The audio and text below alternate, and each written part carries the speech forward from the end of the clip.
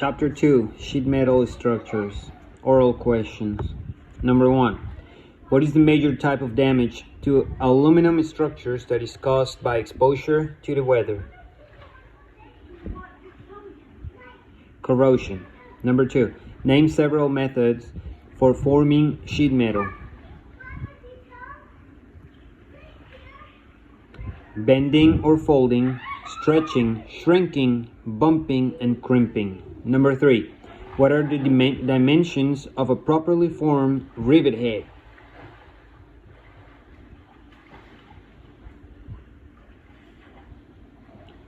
The head should be 1.5 times the shank diameter in width and half the shank diameter in height. Number 4. Describe the markings found on the heads of A, B, D, AD, and DD rivets.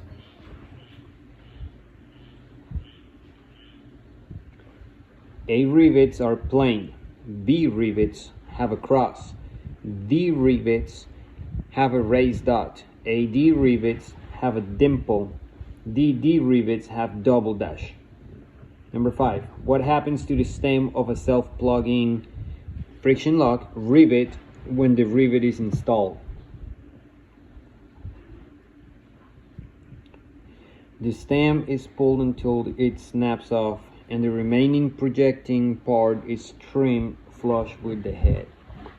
Number 6. Name at least 3 types of self-plugging mechanical lock rivets. Cherry Max, Cherry Lock, Olympic Lock, and Hog Lock rivets.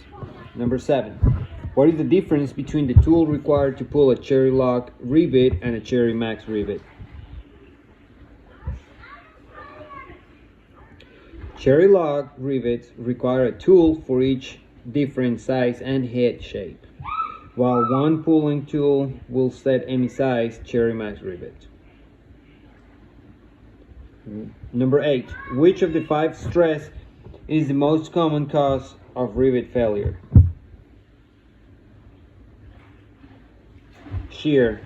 Number 9. If a 2024 rivet must be replaced with a 2117 rivet, how do you determine the size to be used?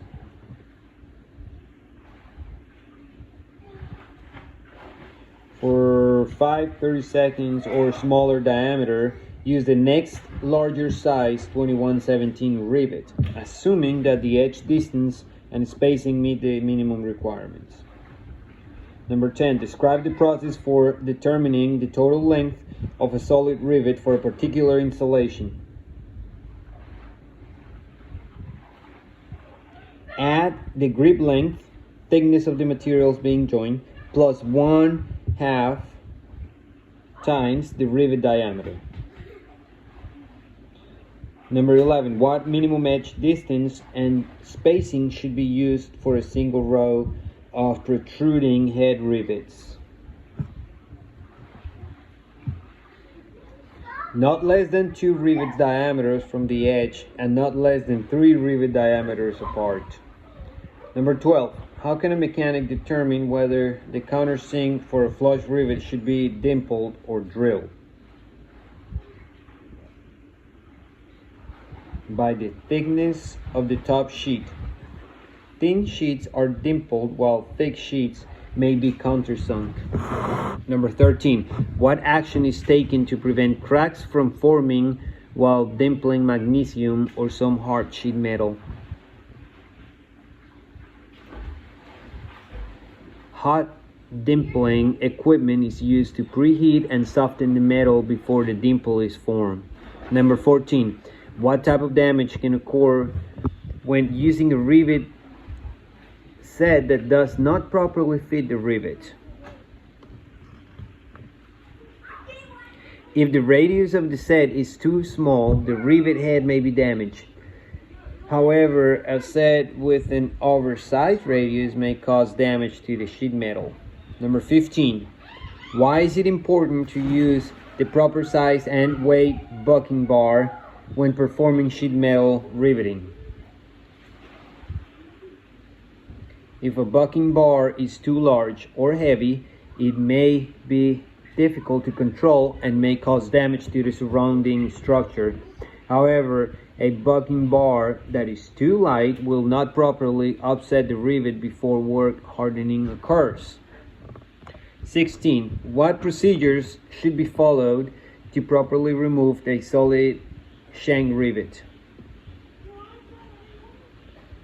Center punch the rivet and then drill just to the base of the rivet head with the same size or one size smaller drill. Once drilled, use a pin punch to tip off the rivet head and drive the remaining shank out of the hole while supporting the surrounding metal. Number 17. What are the two special calculations that must be made when bending sheet metal? Bend allowance and setback. Number 18. What factors must be considered in order to determine setback? The thickness of the metal and the bend radius. Number 19. What is done to a corner where two bends intersect to prevent cracking? Relief holes are drilled in the corner. Number 20. What are the two reasons for installing lightning hole in a sheet metal wing rib? Lightning holes reduce the weight and increase stiffness. Number 21. Describe a joggle and explain its function. A joggle is an offset form at an intersection of two or more sheets of metal to allow the multiple sheets to be stacked flat against each other. Number 22. When repairing an all-metal aircraft, how do you determine what metal should be used?